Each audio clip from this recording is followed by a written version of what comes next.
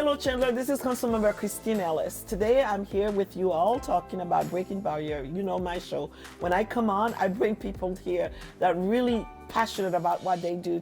I have two beautiful women in the studio with me today. Not only outside, but they are from within beauty. You're too sweet. I love it. I love having you guys here.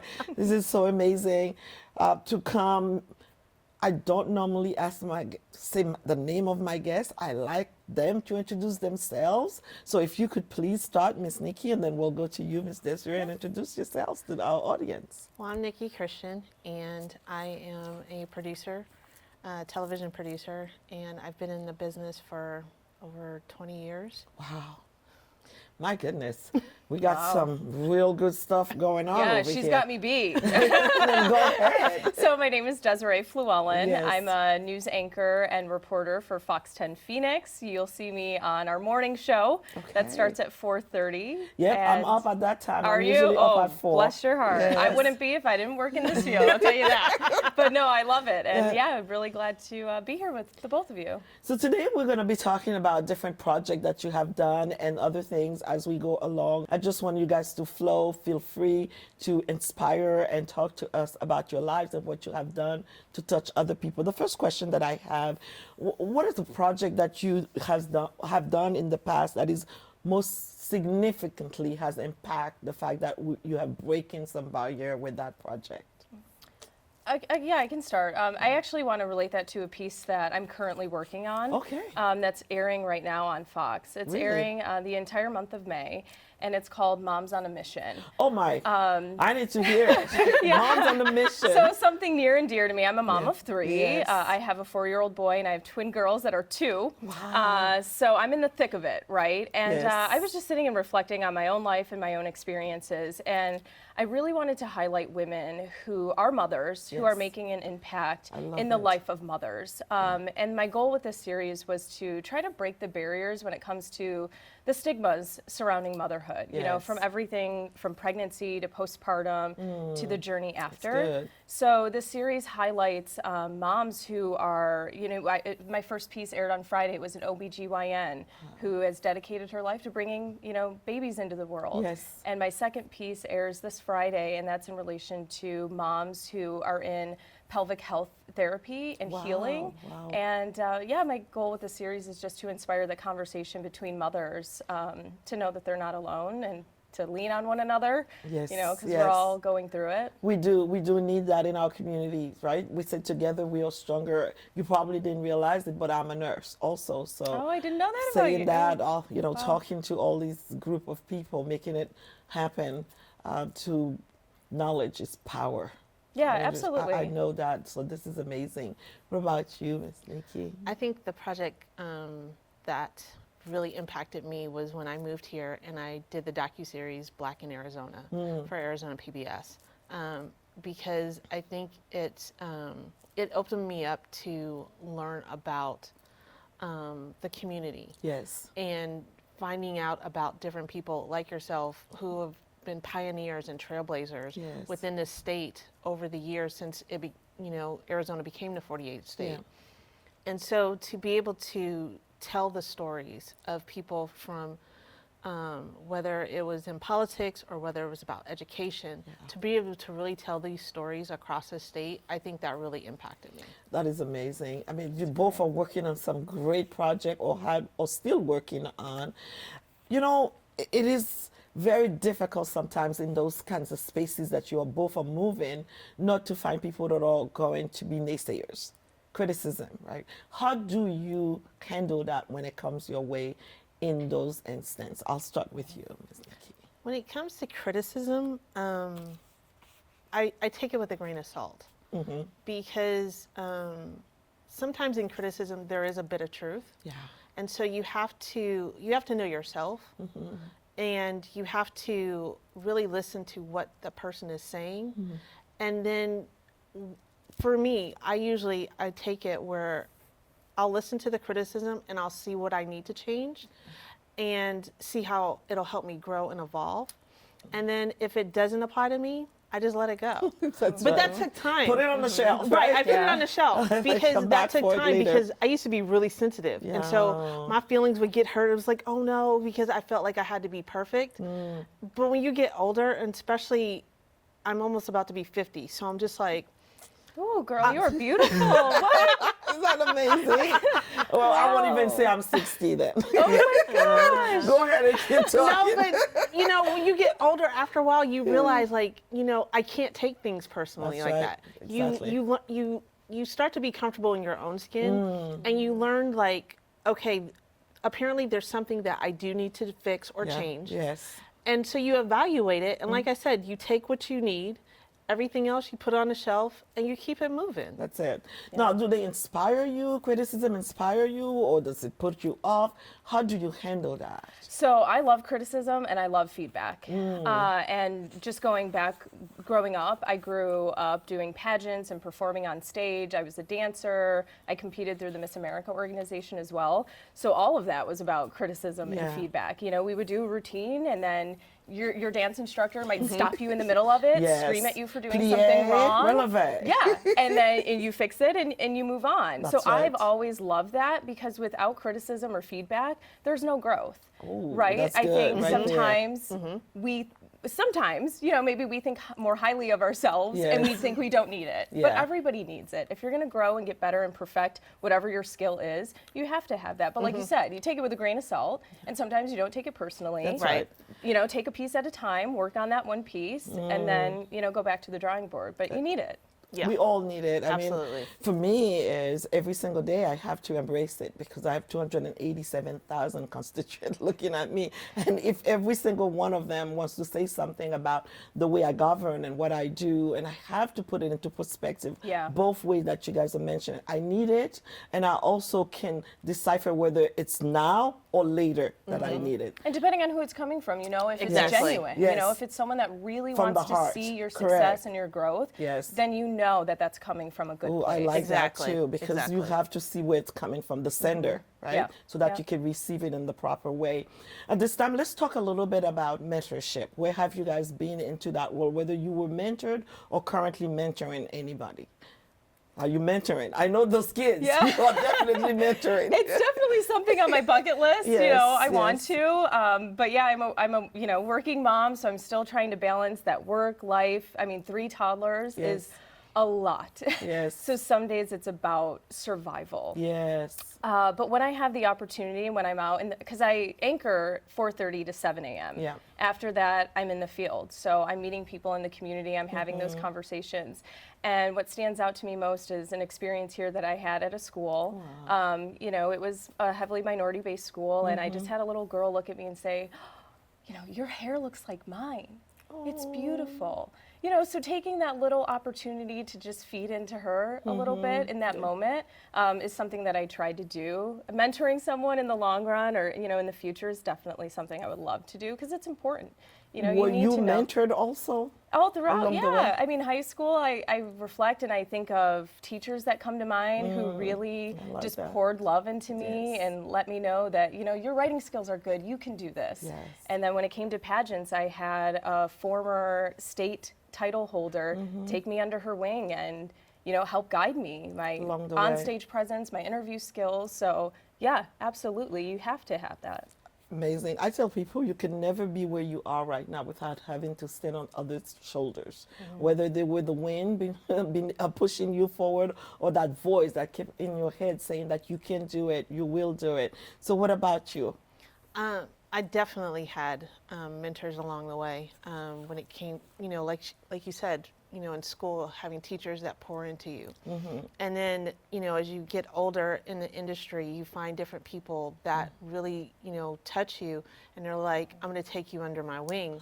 And that means a lot, because they see something in you. And so they want to develop that. And so I have given back. A lot of times I get people that'll call and they're like, Niki, there's this young girl that wants to, you know, they don't know if they want to, you know, be on air or be a producer.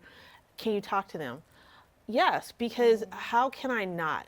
I had people that took the time out for me when I was, you know, trying to figure out what I wanted to do. I thought I wanted to be on air, and then I I feel like you would have been great at it. but I did the internship and I was like, no, I don't want to. Yeah, you realized it wasn't for you. Yes, Yes, experience. yes. Exactly. And so I had people that were like, well, what about this? And I went and did producing and I was like, oh my God, my whole world like Isn't that completely great? opened up. I love it. And so to be able to give back, that's the very least that I can do. And that's how I feel. I'm like, even if it's just taking a phone call and just talking through some things. Yes. I'll do that because, like I said, that's the very least that I could do. I love it. So both of you seen the importance of being mentored and also mentor others because it's important for us to pass on. I think we're losing that sometimes in our community where women that are becoming more and more successful, they are not looking back to see who can I bring forward. But I admire that out of both of you to see the needs for it in this time more than ever. Because after COVID, I think a lot of that were really very difficult for people to connect because we all didn't know how that was going to play out face to face, seeing other people. But now we started to reconnect with people again. That young lady who touched your hair, I had so many experiences like that. It's hard for people not to touch my hair. Yeah. I know, because they want to see what it is. And when I tell them it's my hair, because we do so many different things with our hair, and then people tends to want to figure out what it is. Right. And I will literally go down and let them touch it and say, do you want to have hair like me? Because it's important for them to realize that they can have long hair too. So mentoring, these are the things that life brings to us, and I say that if we truly embrace them, we can always leave people better than we find them. Yeah, and I think you have to step outside of yourself too to understand the importance of that. Like TV, for example, what we do, it's competitive. Very much so. And a lot of times you don't get some of those leaders taking you under their wing. But if you don't do that, the next generation isn't going to come in, and we can't do what we do forever. Well, I'm charging you ladies to keep doing that. Especially people of color. Yes. Because I think it's important, to be able to see, a beautiful anchor that's talented and is able to go out and deliver the news and tell these stories. And to also have people that are behind the scenes like myself and to say, you can do this too. Because anything is possible. You have to sometimes see it in order to believe it. Correct. I like that. And as you were speaking, it comes into my mind, as you behold, you become. Right? What is before you and you keep looking at it, that's who you transpire to be. And you become that because you're looking at it, and your life really reflects what it is, literally. Well, let's talk a little bit about a specific piece that each one of you have created and changing community, because this is where we want to see it happen in our communities, right? The change. Anything you have done that you think that will transform community? I can think of the piece you did of me, but you have so many other things that you've done and everything like that. Recently, talking about Black in Arizona, I think one of the pieces that we did was talking about community. And we talked about a community called Okima that a lot of people didn't know about. Yes. It was an all-Black community. And just to know that there was an all-Black community that was thriving. Here in Arizona. Here in Arizona. It was, the I-10 actually went through it. Oh, and really? so, yeah. And so to have this community that was thriving, you had, beauticians, you had barbers, you had, grocery stores. They were business people, and they were very affluent. And the fact that, a highway just wiped it out. Never heard of that. I hadn't either. This is great education for us. Right. And yes. so just doing that research and even, doing research on another story and finding out that there's more of this within the state that has happened. Wow. It's, it takes you back because it's like, well, why couldn't that community continue? Why did it have to disperse? Yes. And even when the freeway went through. Exactly. Correct. And then you realize it just, people had to scatter and they had to redevelop their lives all over again. Yeah. It's one of those things that it's sad. It's really just, it just saddens me. It's sad Yes. that not everybody knows about that. Yes. It's the first that I'm... Well, I can't wait to see it when it comes out.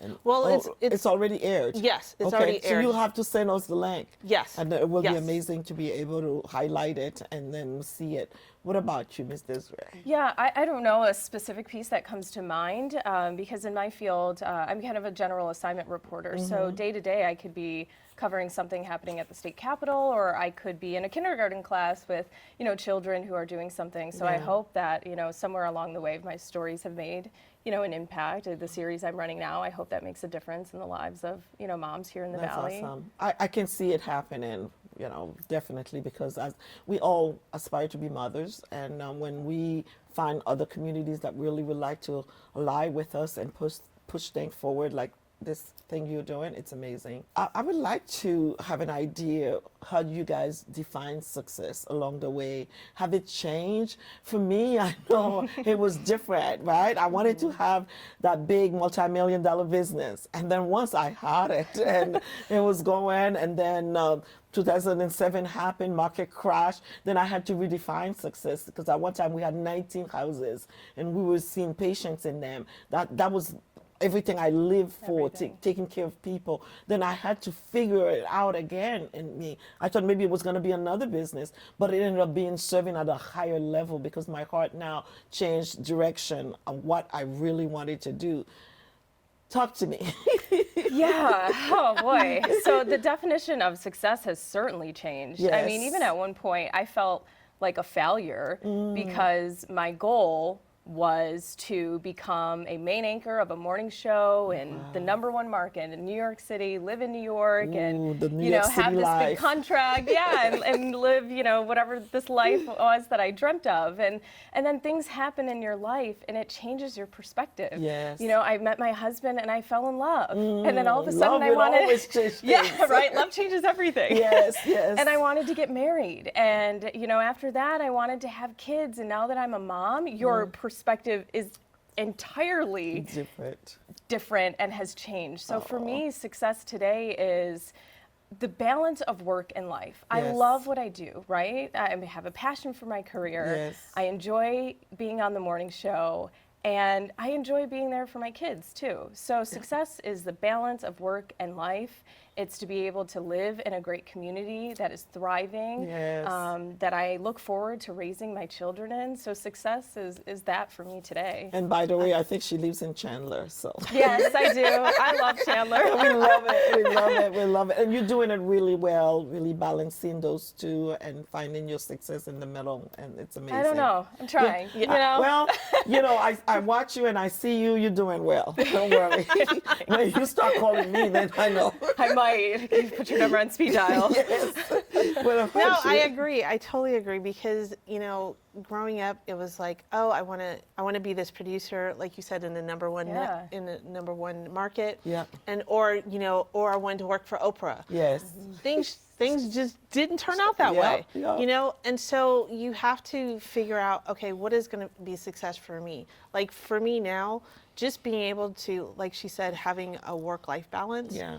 And being able to do what I love, and then be able to play hard. Yes. Those are my two things. Play hard. Exactly. It's like Work hard. I want to be able to continue to produce great content. Yes. But then when I'm not doing that, I just want to be able to be with my family, knowing that they're healthy, that they're safe. Like you said, being in a community that's thriving. It's nothing like that. And being with my family and friends and traveling.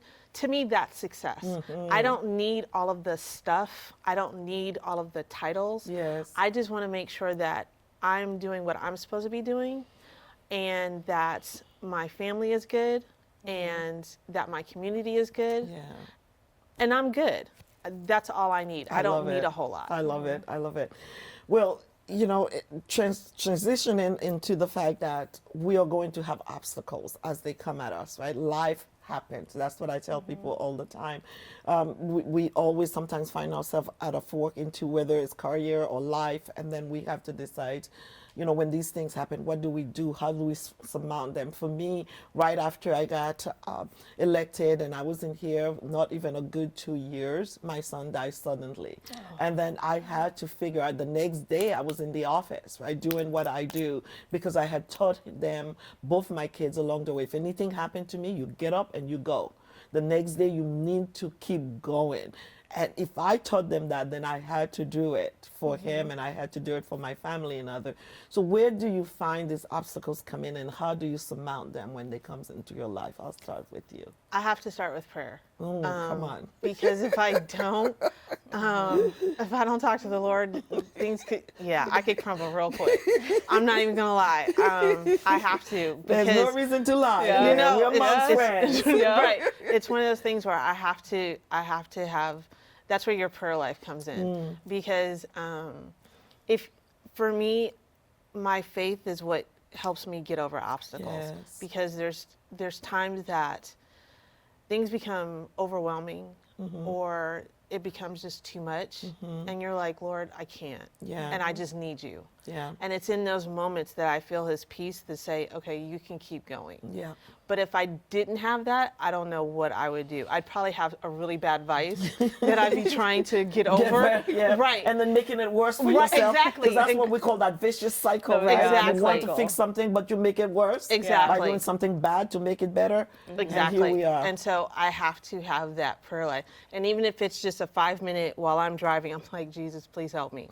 Those are moments that I get clarity, and I'm able to like lay it at his feet, so I can go and do what I need to do and let him handle it. Come on. Because sometimes we try to do so much, you know, as a wife, as a mother, as a career woman, a career person. Yeah. And it's one of these things where it's like, I can only do so much. Yes. Anyone. Yeah. Exactly. So I have to be able to just lay something down, and that's what I have to do. Yeah, faith. I mean, my parents I grew up in the church. I grew up in the Bible, and that was like the backbone of my upbringing. Yeah. And I still live that way today. So it's prayer, it's faith, and it's family. Yes. You know, friends are great, but sometimes friends come and go. Yes. And that's been a difficult part of life's journey. You know, as you get married, some friends leave. As you have children, some come in, some leave. Yeah. So I've really just relied on my family to help get me through things, as, you know, and especially my husband, because some days are tough. Some days are really, I can imagine. really hard. And the people that love you most are always there. So for me, it's relying on those people when I need it. Yeah. You know, keeping that open line of communication, because sometimes it doesn't look like I need it, but you do. But because we make this thing look easy, right? We make it look good. Right? We make it look easy when we show up. Yeah, Absolutely. So there are young people watching this show today, or even young women who at the point where they say, I would love to do whatever it is that you both are doing. What advice would you have for them? Do it. Get do up. it. Yeah, just get up and do it. Don't let anybody stop you from whatever your dream is. So I remember sitting in my college orientation. It was like open, you know, one of those open house events where you tour campus and you're sitting and listening to all these professionals in your field. And we had someone come in and look at us and say, don't do this. Don't go into journalism. You're not going to make any money. You're going to work holidays. You're going to, you know, just. They I was really like, wanted to make sure. I remember those speeches. I was like, this sounds terrible. And this is what I want to do. And this is what I want to do. Yes. But I was like, you know what? No. I am going to be successful in this. Yes. I am going to get to the position that I want to get to. I am going to hopefully see the money I want to see one day. And I'm going to make this what I dreamt of. Yeah. And I did that. So I think as long as you have confidence in yourself, if you work towards your goals and work hard and stay grounded, you can do whatever. You know, so the first step is just finding a college program or a college that you enjoy to, you know, study at. And I studied journalism. You can do the same thing, and you know, you take your first opportunity at a station, and you'll do everything. That's right. You know, and you'll for work me hard, also, but I would say try to find a place to volunteer, and then Yeah. get behind the scene to see what somebody's doing. Right? Yeah, absolutely. And then see if you're gonna love it. Yeah. What about you? It's the same thing. It's one of those things where it's, you know, I saw what I wanted to do, and so I made it a point to go after it. Yes. And so it's one of those where you talk to different people, and you go to the you do your research, and you go to the college and you do internships.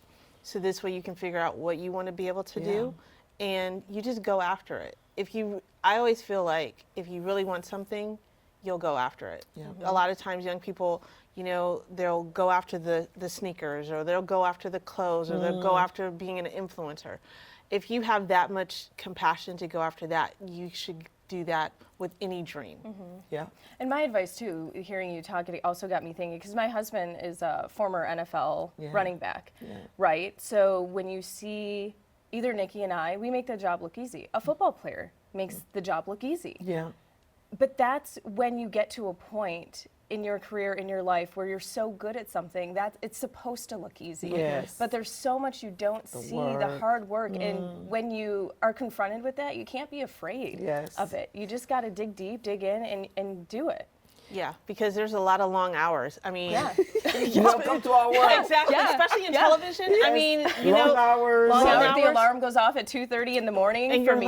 like, So yes. that's, you know. And that's why I didn't become a seamstress, because every time I did something wrong, my mom would make us redo it, and I'm like, no, I'm not undoing anything to redo it. But my sister is so good at it, you know. Well, but she not stuck me. with it, Yes, see? she And stuck with you it. perfected along and then the way. for me, is the other thing. With growing up, they said I had the gift of gab, so I could talk you into doing anything. I'll walk in the room and I'll live with it, because this is what I want. I'm passionate about it, and I'll come for it.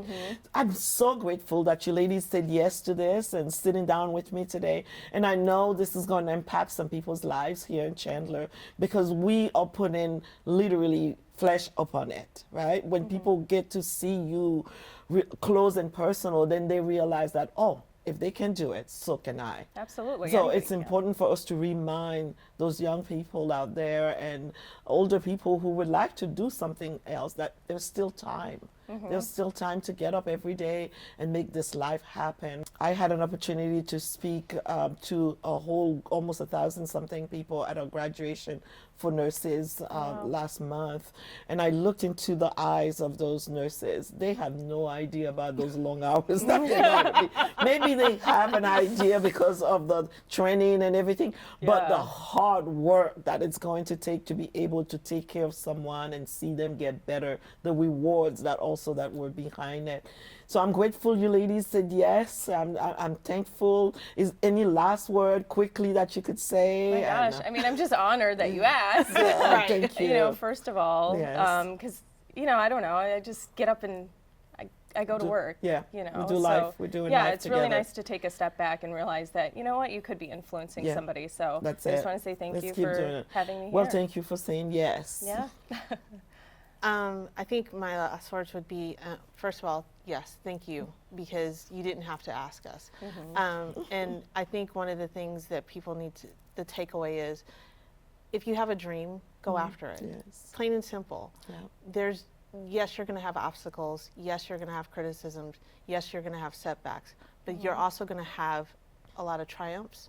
You're going to have a lot of momentous moments where you'll look back and go, oh my gosh, I did that. Yeah. And if you don't do it, you're going to live with regret. Come on.